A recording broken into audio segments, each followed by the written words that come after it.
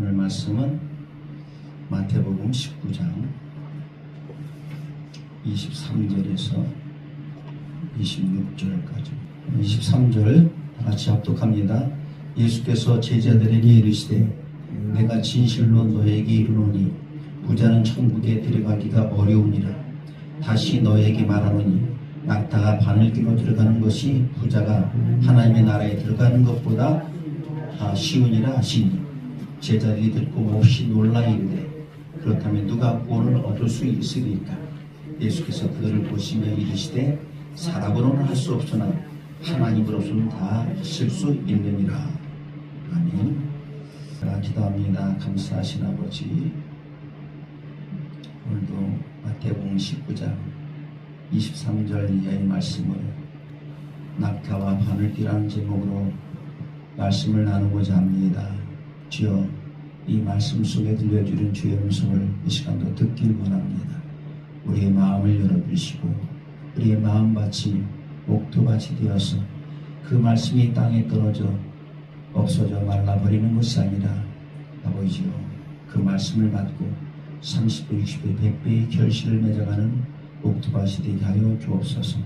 감사드리며 예수님의 이름으로 기도합니다. 아멘.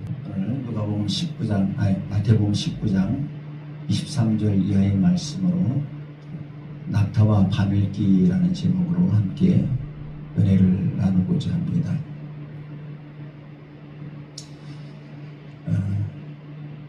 제가 군대에서 헌병대를 나왔는데요. 헌병대는 처음에 들어가면 신고식이라는 게 있어요. 신고식. 그래서 처음에 권등성명을 내고 신고를 하기도 하지만 그런 것을 말하는 게 아니라 첫날 밤에 정오 시간 되면은 기습받다라는 게 있어요. 그래가지고 내 위에 바로 위에 기수가 나한테 한 대를 때려요.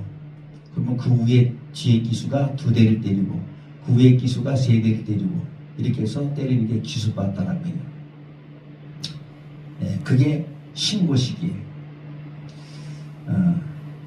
마치 통과의례처럼 반드시 그런 일이 있어요. 지금은 없어졌을 거야 아마. 우리 시대, 좀 미개한 시대에 있었던 그런 근데 우리 위에 기술은 뭐 더 심했다고 하는데 그건 내가 겪어보지 않아서 모르겠지만 제 때는 그랬어요.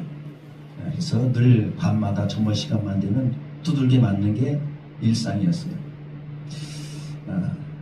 그래서 동기들끼리 화장실 가가지고 엉덩이에다가 부르튼 엉덩이를 좀 이제 약을 발라주기도 하고 그랬습니다만 그것을 우리는 통과의례라고 그렇게 말을 하죠. 출생이나 또는 성령이 되는 또는 결혼 그리고 사망에 이르기까지 반드시 우리가 겪어야 되고 반드시 지나야 되는 것, 그것을 통과의례라고 그렇게 말하죠. 더해서 어린 시절에는 가난을 통과하고 청년의 때에는 불안한 경쟁을 통과하고 중년 시대에 와서는 책임과 무게라는 그런 것을 통과하고 인생의 마지막에 이르러서는 죽음이라는 문을 이제 통과하게 되죠. 그런데 그 모든 문보다 더 통과해야 될 중요한 문이 있는데 그것이 바로 오늘 말씀하고자 하는 하나님의 나라의 문입니다. 문제는 그 문이 성경에도 말씀하고 있거니와 좁다는 거예요. 근데 사람들은 이 천국이라는 것을 그저 쉽게 생각해요. 막연히 생각하고 적당히 착하게 살면은 뭐 통과하는 거 아니겠나, 또 남에게 피해를 주지 않고 선하게 살면은 통과되는 것 아니겠나, 이제껏 교회를 다녔으니 당연히 통과하는 거 아니야? 헌금도 하고 봉사도 하고 그랬으니 설마 그 문을 통과하겠지. 그런데 오늘 예수님은 인간의 모든 자신감을 무너뜨리는 충격적인 말씀을 하시죠. 24절, 낙타가 바늘기로 들어가는 것이 부자가 하나님 나라에 들어가는 것보다 쉬우니라. 여기는 부자로 나왔지만 우리가 생각하는 것은 우리가 헌신하면 헌금 많이 하고 봉사하면은 하고 같이 대립이 될 수 있는 같은 말씀을 하겠죠. 어떤 사람은 부자, 우리는 어떤 헌신을 통해서. 그런데 이 말은 부자가 천국에 들어가는 것보다 낙타가 바늘기로 들어가는 것이 더 쉽다고 말하는 거예요. 어떻게 그럴 수 있죠? 그러면 낙타가 도대체 어떻게 바늘기로 들어갈 수 있는가? 어떻게 낙타가 바늘기로 들어갈 수 있다는 말입니까? 낙타를 구겨서 바늘기로 집어넣을 수도 없는 거고, 또 낙타를 심하게 다이어트 시켜서 바늘기로 통과할 수도 있는 것도 아니고, 그것을 죽여서 찢어서 통과시킨다고 해도 불가능한 일이 되고. 그래서 이 말씀을 처음 들었던 제자들이 충격을 받았어요. 왜요? 당시 사람들은 부자를 어떻게 생각했어요? 저 사람들은 하나님께 복을 받은 사람이지. 그래서 부자가 된 거지. 부자는 하나님께 복을 받은 사람이라고 생각했어요. 그러니까 그런 생각을 가지고 있으니까 제자들이 그런 질문을 하는 거예요. 하나님께 복을 받았다는 저 사람들이 구원을 받지 못한다면 도대체 누가 구원을 받을 수 있는가? 그죠? 그러면은 예수님께서는 왜 하필 낙타와 바늘기를 비교하셨을까? 낙타는 그 당시 그 사회, 그 나라에서, 그 땅에서 가장 크고 또 무거운 짐승 가운데 하나입니다. 물론 아프리카에는 코끼리도 있고 아마도 있습니다만 이스라엘 땅에서는 낙타가 제일 큰 동물이에요. 그리고 바늘기는 또 어때요?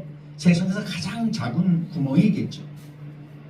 즉 예수님은 일부러 절대 불가능한 장면을 비유로 들어서 말씀하시는 거예요.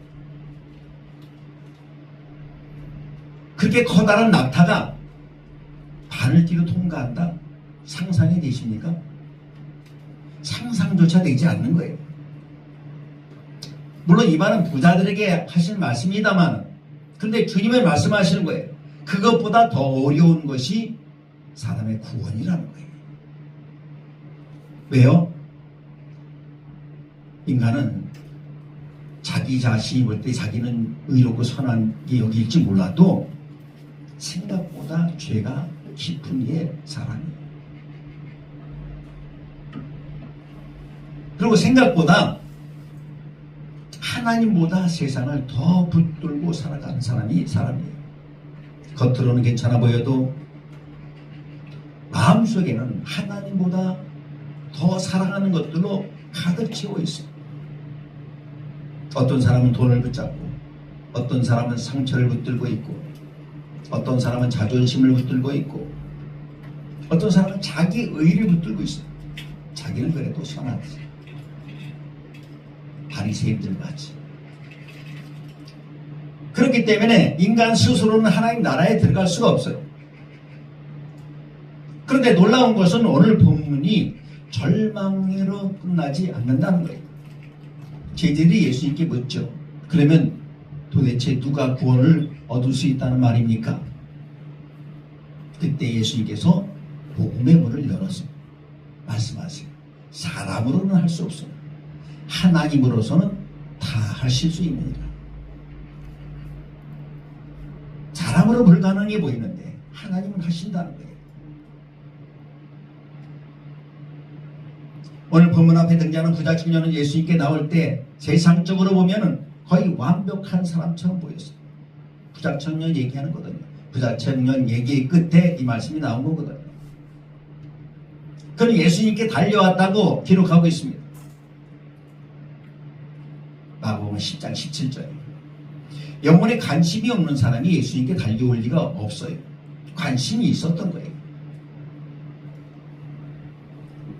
그가 예수님께 달려온 것을 보면 그는 분명히 영혼을 사모하고 영생을 사모했어요.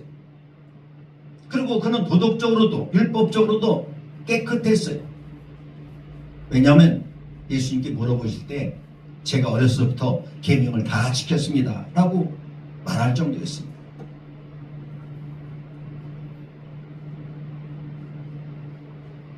당시 사회에서는 부자는 단순히 돈 많은 사람이라는 그런 의미만이 아니라 하나님으로부터 복을 받은 사람이라는 인식이 있었기 때문에 아마 사람들은 그 청년을 보며 부러워했을 거예요. 사람들로부터 부러움을 받는 존재였어요. 그런데 놀랍게도 그런 사람이 예수님 앞에서 가장 중요한 문제 하나 때문에 무너진 거예요. 그것은 죄인의 겉모습이 아니라 마음 깊은 곳에 숨겨져 있던 그 사람이 붙들고 있었던 정체성이 뭐냐 이거예요. 마음 깊이 붙들고 있었던 그게 문제였던 거예요. 예수님께서 그 청년에게 내 소유를 팔아 가난한 자들에게 주어라. 그리고 와서 나를 따르라. 그렇게 말씀하시자 성경은 아주 슬픈 표현 하나를 기록합니다. 마태복음 19장 22절.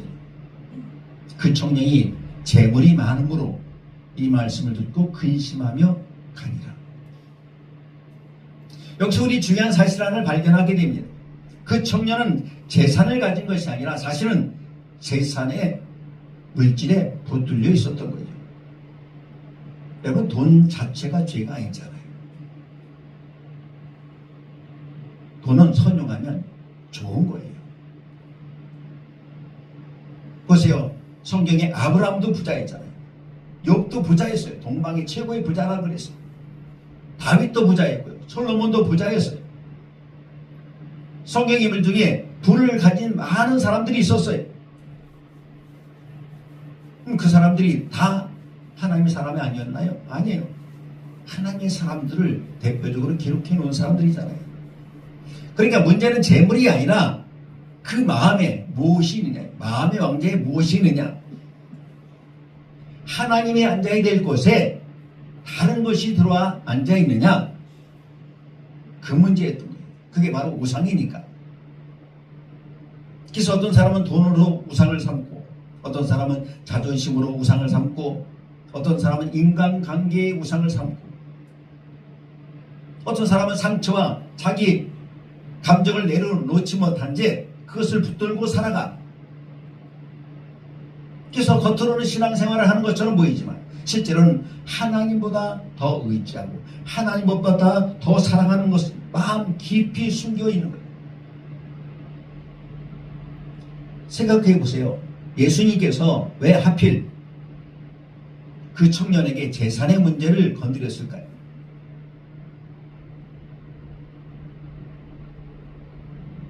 예수님 다 알고 계셨기에 그 사람이 율법을 지킨 것도 알았어요. 그러나 그 마음속에 재물이 왕좌로 있는 것을 아셨기 때문에 예수님께서 그걸 건드리신 거잖아요. 근데 예수님은 모든 사람에게 재산을 다 팔라고 하지 않으셨어요. 삭고에게는 내 절반을 팔아서 가난한 자를 나눠줘라. 절반을 말했고요. 어떤 사람에게는 어찌해야 믿음이 없느냐 하고 믿음을 요구하셨어요. 또 어떤 사람에게는 70번에 7번이라도 용서하라. 용서를 요구하셨어요. 또 어떤 사람에게는 두려워하지 말라 하면서 두려움을 내려놓으라고 말씀하셨어요. 왜냐하면 주님은 사람마다 가장 깊은 곳에 붙어있는 우상이 무엇인지 정확히 아시기 때문에. 사람은 겉은 숨길 수 있죠. 그러나 주님 앞에서는 절대 숨길 수가 없잖아요.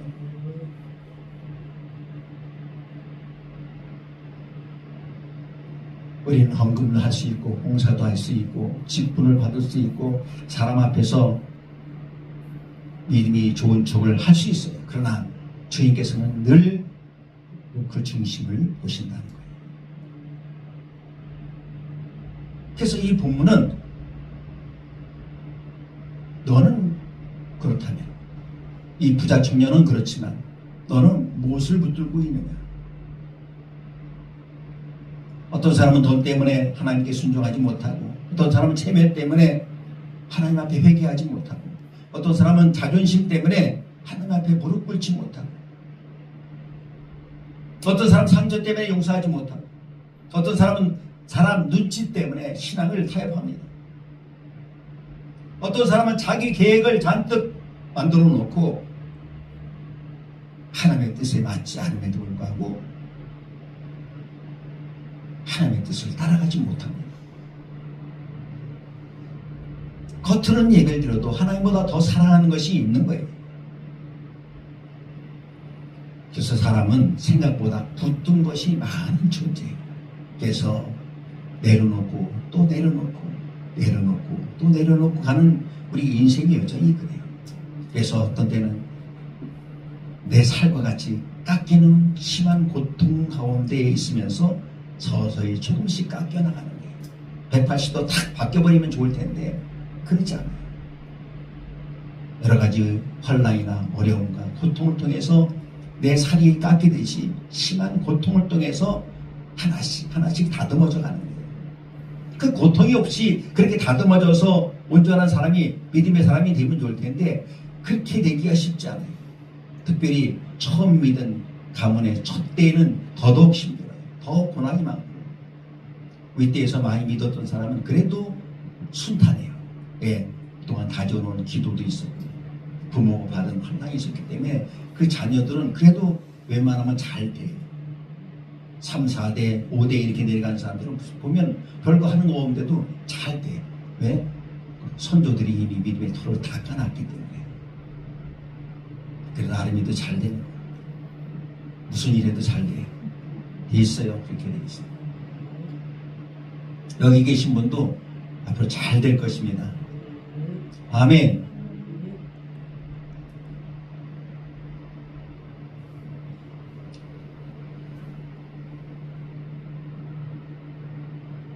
우리는 자유로운지 알고 내가 원하는 대로 살아갈 줄 알지만은 사실은 우리도 무엇인가에 묶여 살아간다는 거예요.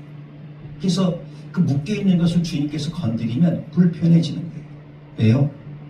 거기가 진짜 주인이 앉아있는 자리이기 때문에. 부자 소년은 예수님 앞에서 무릎을 꿇었지만 자기 재산 앞에서도 무릎을 꿇은 사람이에요. 입술로는 선생님이라고 불렀지만 실제 삶에 있어서는 재물이 왕이었던 거예요. 그래서 예수님을 끝내 따라가지 못했습니다. 그런데 그분이 예수님을 싫어한 게 아니었거든요. 영생도 원했습니다. 천국도 가고 싶었어요. 그러나 자기 자신 안에 있는 유상을 버릴 만큼 예수님을 사랑하지 못했어요. 근데 얼마나 많은 사람들이 오늘날도 이런 신앙생활을 합니까? 천국은 원합니다. 은혜도 원하고요. 축복도 원합니다. 응답도 원합니다. 그런데 하나님 내 거는 건들지 마요. 내 거에 손대지 마세요. 그러지 않나요? 예수님께서는 부자 청년이 근심함에 떠나가는 모습을 보신 후에 제자들에게 충격적인 말씀하죠. 24절 다시 너에게 말하노니 낙타가 바늘귀로 들어가는 것이 부자가 하나님의 나라에 들어가는 것보다 쉬우니라. 이 말씀을 들은 제자들이 놀랐다고 했어요. 심히 놀라라고 말합니다. 25절에 제자들이 심히 놀라.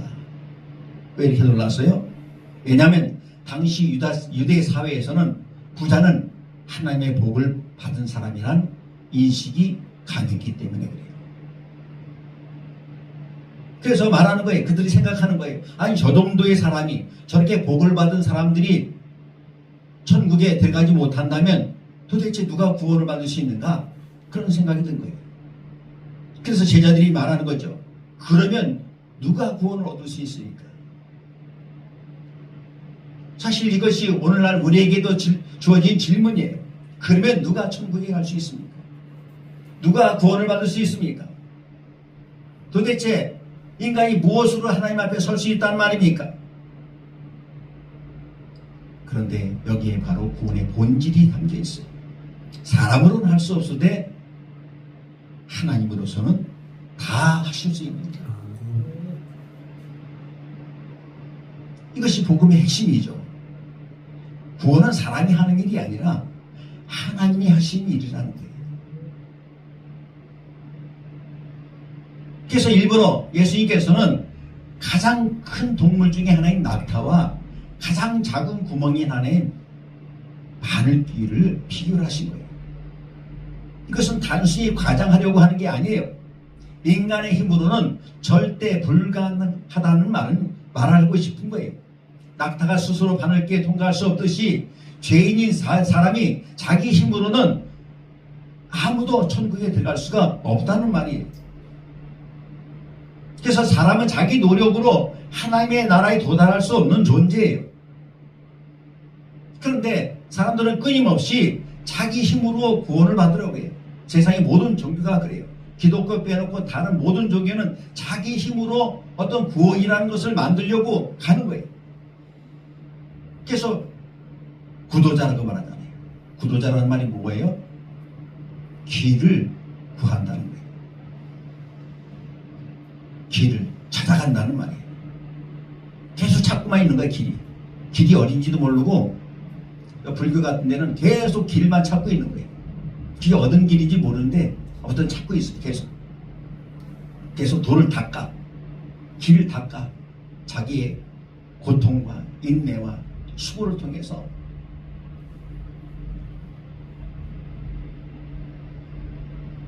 아침에 새벽에 예불 드리죠.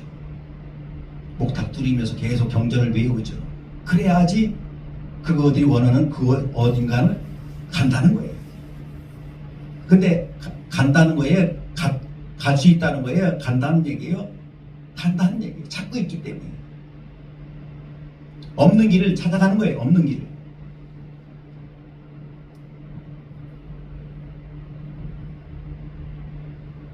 그들과 마찬가지로 조금 더 착하게 살면 될 것 같고, 조금 더 종교적으로 되면은 갈 것 같고, 조금 더 헌신하면 하나님이 받아주실 것 같고, 조금 더 눈물을 흘리면 자격이 생길 것처럼 생각하잖아요. 그런데 성경은 인간의 상태를 그렇게 낙관적으로 말하지 않아요. 로마서 3장 10절에 말씀합니다. 의인은 없나니 하나도 없으며, 의인이어야지만 천국에 갈 수 있는데 세상에 의인은 아무도 없다는 거예요. 또 로마서 3장 12절에 선을 행하는 자도 없나니 하나도 없도다. 사람은 자기 나름대로 선이라고 말하는데 하나님이 보시기에 선은 아무것도 없는 거예요. 왜? 그 선조차 자기 의를 드러내려고 하니까.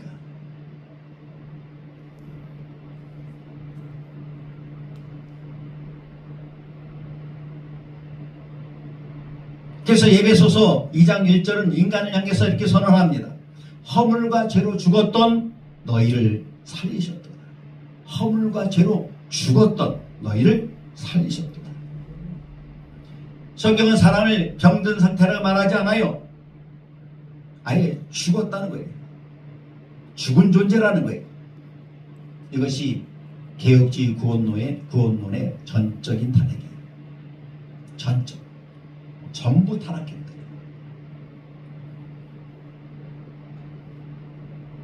전적인 타락이라는 것은 인간이 가능한 악한 존재다 그렇게 말하는 게 아니에요. 인간의 모든 영역, 생각과 감정과 의지와 영혼 전체가 다 죄 아래에 있다는 것을 말하는 거예요. 그래서 인간은 스스로 하나님께 나갈 수 있는 능력이 아예 없는 존재예요. 물론 첫사람 아담은 나갈 수 있는 존재였지만 아담의 범죄 이후에는 누구든지 다 죄 아래에 있어요. 그렇습니다. 죄인된 사람은 하나님을 찾는 것 같지만 사실은 늘 자신의 유익을 찾아요. 종교를 찾는 것 같지만 실제로는 자기 만족과 자기 의를 찾으려고 노력하는 거예요. 부자 청년이 바로 그런 모습이었습니다. 그는 율법을 지켰습니다. 도덕적인 사람이었습니다. 종교적인 사람이었습니다. 그런데 결국 자신이 제일 아끼는 재산은 내려놓지 못했어요. 왜요? 인간은 겉은 바꿀 수 있어도 자기 중심성 자체는 바꿀 수가 없어요. 깨트리지 못해요. 이것이 사람의 한계인 거예요. 자유의지를 강하게 말하지 않아요. 왜냐하면 죄 아래에 있는 인간의 의지는 이미 죄에 묶여있는 상태이기 때문에. 그래서 사람은 자유로운 것 같지만 사실 죄를 사랑하는 방향으로 기울어지게 되어 있어요. 하나님이 조금만 나와보십시오. 여러분 어떻게 되나? 더 거룩하게 살 것 같아요? 전혀 안 그래요. 세상으로 그냥 휩쓸려 갑니다. 내 육신이 좋아하는 것들로 그냥 따라가게 돼 있어요. 하나님 붙들고 계시기에 여러분 이만한 거죠. 붙잡지 않으면 그냥 세상으로 휩쓸려 간다는 거예요.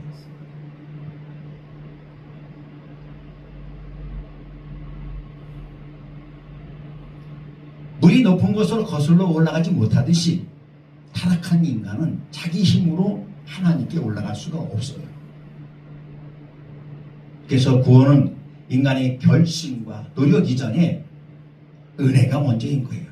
그래서 요한복음 6장 44절에 예수님께서 말씀하시잖아요. 나를 보내신 아버지께서 이끌지 아니하시면 아무도 내게 올 수 없으니, 아버지께서 이끌지 않으면 아무도 나에게 올 수 없다는 거예요. 여러분, 하나님께서 부르지 않으면, 아버지께서 이끌지 아니하시면 아무도 없어요. 제로예요, 제로.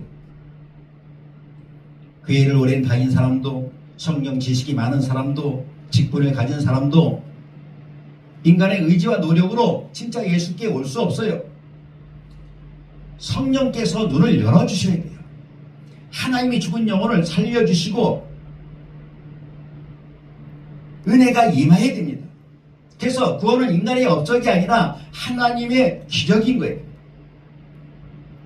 늘 말씀한 에베소서 2장 8절에 너희는 그 은혜를 인하여 믿음으로 말미암아 구원을 받았으니 이것이 너희에게 난 것이 아니요 하나님의 선물이라. 행위에서 난 것이 아니니 이는 누구든지 자랑하지 못하게 하려 합니다. 아멘입니까? 여러분, 만약에 인간이 자기 힘으로, 자기 노력으로, 자기의 선함으로 조금이라도 구원을 만들어낼 수 있다면, 조금씩이라도 공로가 있다면 아마 천국은 자기 의를 자랑하는 장소가 될 거예요. 어떻게 해요? 하나님, 난 저 사람보다 조금 더 선한 일을 많이 했거든요. 난 좀 더 거룩하게 살았거든요. 이것도 하고 저것도 하고 요것도 하고 저것도 하고 그것도 하고 자랑할 거예요. 그런데 천국에는 사람이 전혀 없어요. 왜냐하면 구원은 오직 하나님의 은혜이기 때문에. 그래서 낙타와 바늘기의 비유는 인간을 절망시키기 위한 그런 말씀이 아니라 오히려 자기 의를 깨뜨려서 십자가 앞으로 끌고 가는 말씀이에요. 왜냐하면 사람은 자기의 가능성이 무너질 때 비로소 은혜를 붙들기 때문에 그래요. 내가 할 수 있다고 생각하는 그 순간 진짜 복음을 붙잡지 않아요. 그래요. 진짜 그래요. 내가 정말로 내 힘으로 어찌할 수 없을 때 그때서야 복음을 붙잡거든요.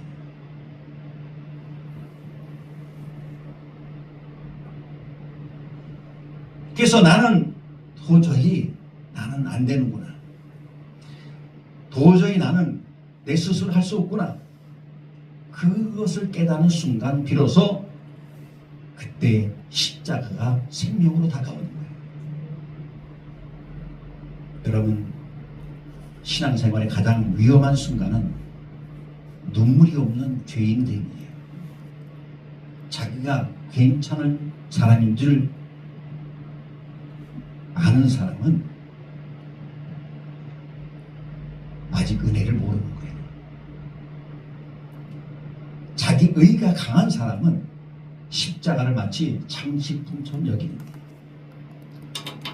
그런데 정말 자기 안에 하나님 앞에 설 의가 아무것도 없다고 생각하는 사람은 십자가를 붙들고 울게 되어 있는 거예요. 십자가가 그것이었습니까? 십자가가 오 주님, 어찌하여 십자가를 나에게 주셨습니까? 이 십자가의 은혜를 깨닫고 난 사도 바울은 다른 거 다 배설물 여기고 오직 십자가만 자랑하겠다. 왜? 그것 때문에 자기 신 살았으니까. 그것 때문에 천국 가니까.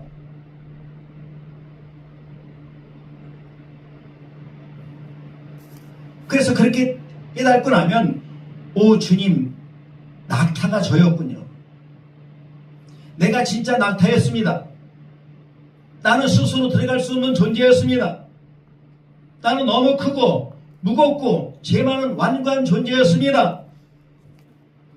그래서 하나님이 아니면 난 도저히 하나님 나라에 갈 수가 없는 존재였습니다. 이게 복음 아니겠어요? 이게 은혜 아니겠습니까? 그때서야 비로소 십자가가 보이는 거예요.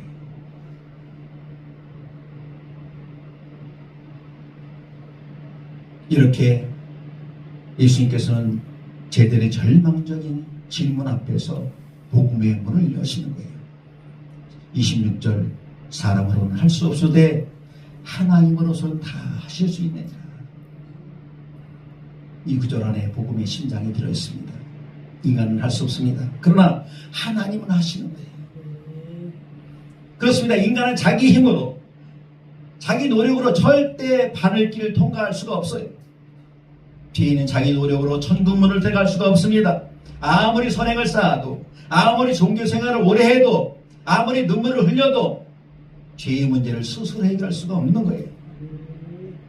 그런데 놀라운 것은 하나님께서 사람이 하지 못한 일을 친히 하신다는 거예요.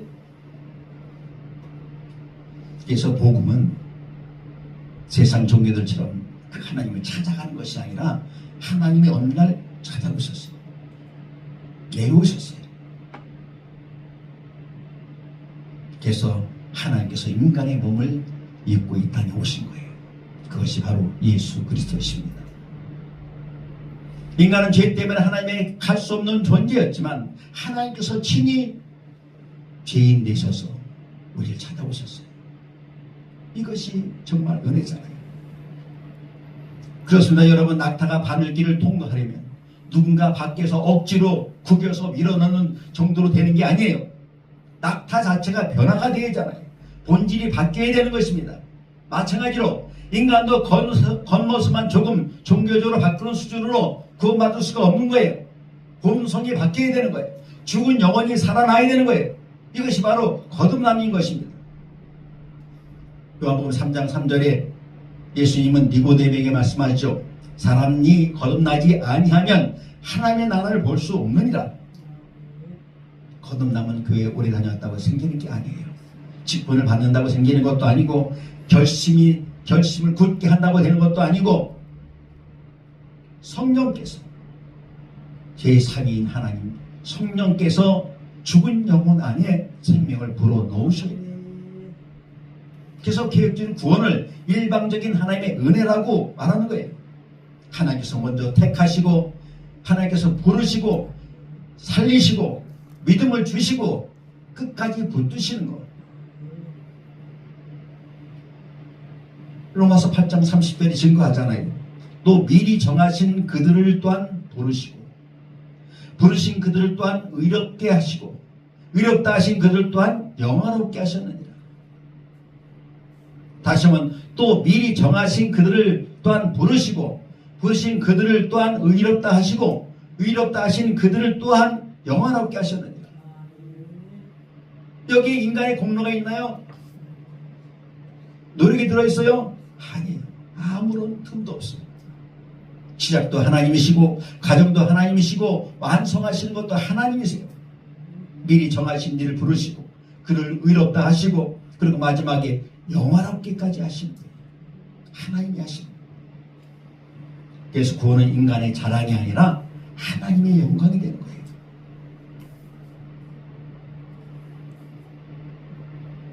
사실 이 말씀을 준비하기는 꽤 됐어요. 김복순 권사님이 요 부분을 물어봤거든요. 아니 부자가 낙타가 바늘길에 들어가는 건 어렵다고 하는데요. 이렇게 물어보셨어요. 저기 앉았을 때. 그때부터 준비했어요. 근데 정작 본인은 못 듣고 있네요.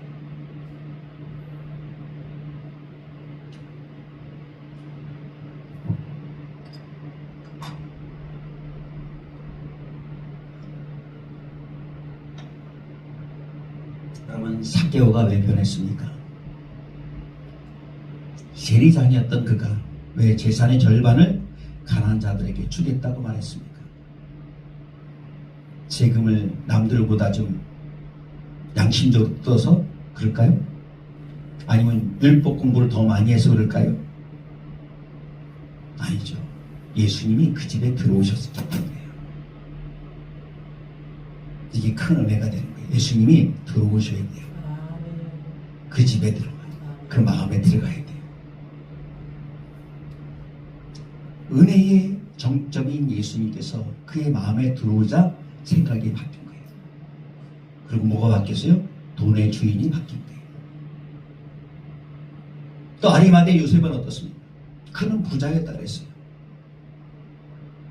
그래서 그는 부자여서 새 무덤을 아예 사놨어요. 우리도 예전에 그랬잖아요. 좀 돈 있는 사람은 아예 저기 자기가 들어갈 터를 다 사놔. 잔디까지 띠까지 다 입혀놔. 그죠? 마찬가지로 예루살렘에는 그 무덤을 얻기가 쉽지 않아요. 돈 많은 사람이나 새 무덤을 갖는 거예요. 근데 이 아리마대 요셉이 자기 무덤을 준비해 놓고 있었어요. 당시 부자들의 관행이었죠. 그런데 그 아리마대 요셉이 자기 무덤을 예수님께 내줬어요. 부자니까 그럴 수 있지. 아니에요. 그렇지 않아요. 당시 분위기를 봐서는 예수 믿으면 죽는 그런 상황이에요. 근데 아리마대 요셉은 누구였어요? 당시에 산헤드린 공회의원이었어요. 지금으로 말하면 국회의원쯤 돼요. 근데 예수 믿는 사람도 더군다나 그 당시에 반란의 주인공이 예수님이었잖아요. 밀란의 주인공이 예수님이었잖아요. 그분을 무덤에 모신다? 그것은 자기 생명을 걸고 하는 거예요.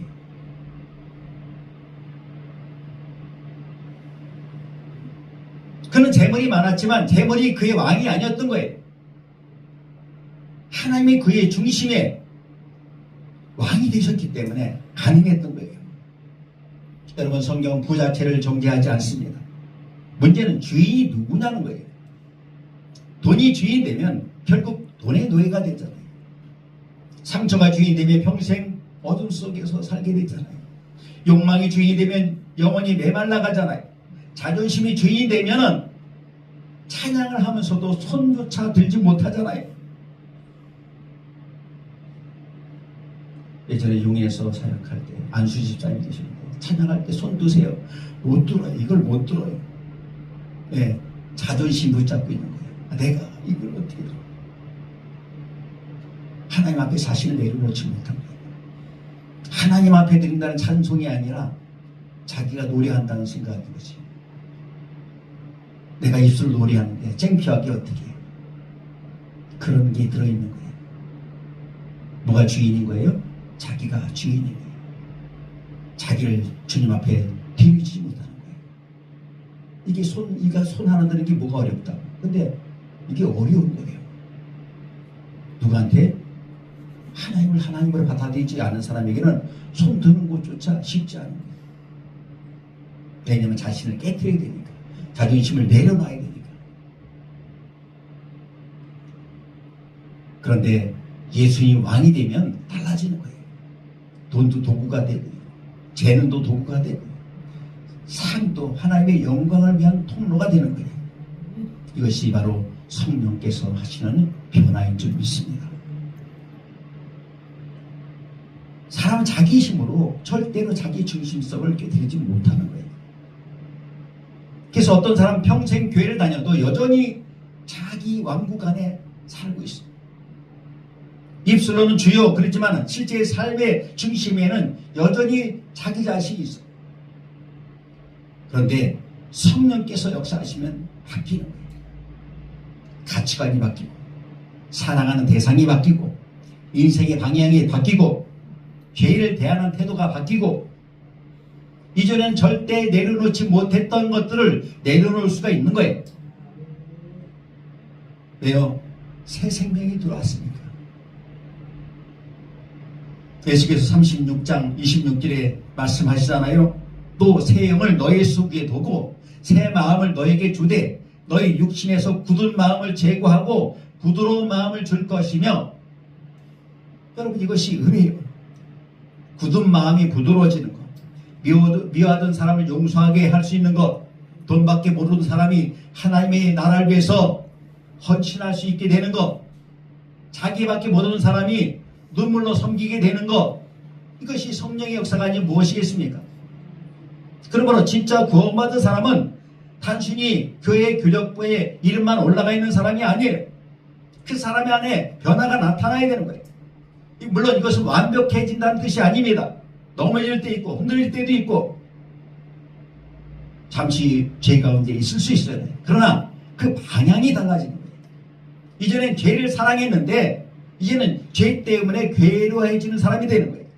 이제는 하나님 없이도 살 수 있다고 생각했는데 이제 주님 없이는 하루도 살 수 없다는 것을 깨달은 거예요. 그래서 이것에 성도의 견과 연결되는 것입니다. 하나님께서 시작하신 구원은 하나님께서 끝까지 붙드신다는 것. 인간의 연약함 때문에 구원이 무너지는 것이 아니라 그런 말이에요. 왜냐하면 구원의 기초는 내가 붙드는 것이 아니라 하나님의 붙드심이기 때문에 그렇습니다. 그래서 요한복음 10장 28절에 단호하게 말씀하시는 거예요. 그들을 내 손에서 빼앗을 자가 없느니라. 이 말씀이 얼마나 위로가 됩니까? 이런 말씀으로 우리가 붙잡고 살아갈 때 넘어지지 않는 거예요. 우리가 주님을 붙드는 힘보다 더 강한 것은 주님이 우리를 붙드시는 손인 것입니다. 그래서 성도는 넘어져도 완전히 버려지지 않는 거예요.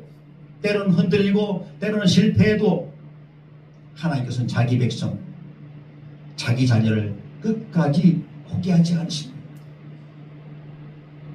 왜냐하면 구원은 인간의 프로젝트가 아니라 하나님의 언약이고 하나님의 플랜이기 때문에 그렇습니다. 사랑하는 성도 여러분, 우리는 모두 원래는 바늘길을 통과할 수 없는 낙타와 같은 존재였습니다. 너무 크고 너무 무겁고 너무 죄가 많고 너무 자기 중심적인 그런 존재였습니다. 그런데 예수님께서 십자가에서 낮아지시고 찢기시고 피 흘리심으로 우리에게 길을 열어주셨어요. 그래서 구원받은 성도는 자기 자신을 자랑할 수가 없어요. 내가 여기까지 내가 그렇게 했기 때문에 라고 말할 수 없어요. 오직 우리의 고백은 주님, 나는 원래 들어갈 수 없는 낙타와 같은 존재였습니다. 나는 포기해야 될 그런 죄인이었습니다. 그런데 하나님께서 은혜로 나를 붙드시고 은혜로 나를 부르시고 은혜로 나를 살리시고 여기까지 이끌고 오셨습니다. 그렇기 때문에 오늘 우리에게 필요한 것은 자기 의가 아니라 은혜입니다. 자기 확신이 아니라 십자가입니다. 자기 능력이 아니라 성령의 역사하심입니다. 그리고 그 은혜를 경험한 사람은 결국 주님 앞에 무릎을 꿇게 되어 있어요. 주님, 사람으로는 안 되지만 하나님이 하셨습니다. 내가 여기 있는 것은 전부 하나님의 은혜입니다. 라는 결론을 말씀드립니다. 오늘 우리는 낙타와 바늘띠 이야기를 들었지만 사실 이 말씀은 남의 얘기가 아니라 바로 우리의 이야기입니다. 우리는 모두 하나님 나라 앞에서 거대한 낙타와 같은 존재들이었어요. 죄의 짐을 지고 욕심의 짐을 지고 상처의 짐을 지고 자기의 의의 짐을 지고 세상의 짐을 지고 살아가는 그런 존재였습니다. 따라서 우리는 스스로 절대로 그 좁은 바늘기와 같은 생명의 문을 통과할 수 없는 존재였습니다. 그런데도 사람들은 끝까지 자기 힘을 믿으러 갑니다.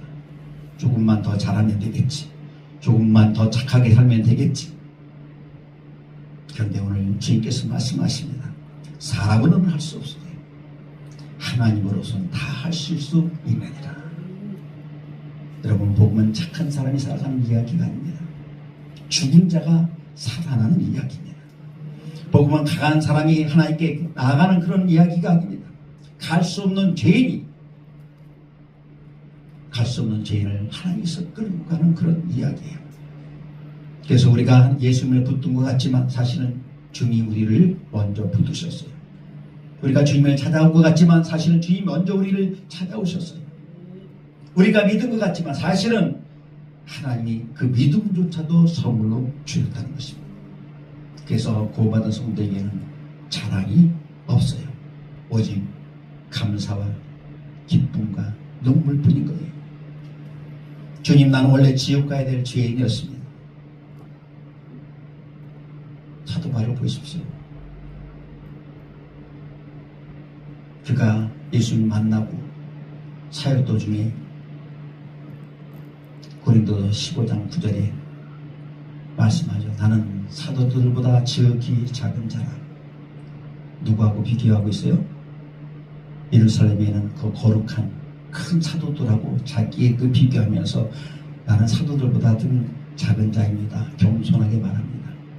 속으로는 그러지 않았을까요? 내가 사도들보다 못한 게 없는데 그래도 겸손한 표현을 해야 되지 않을까? 작은 자입니다.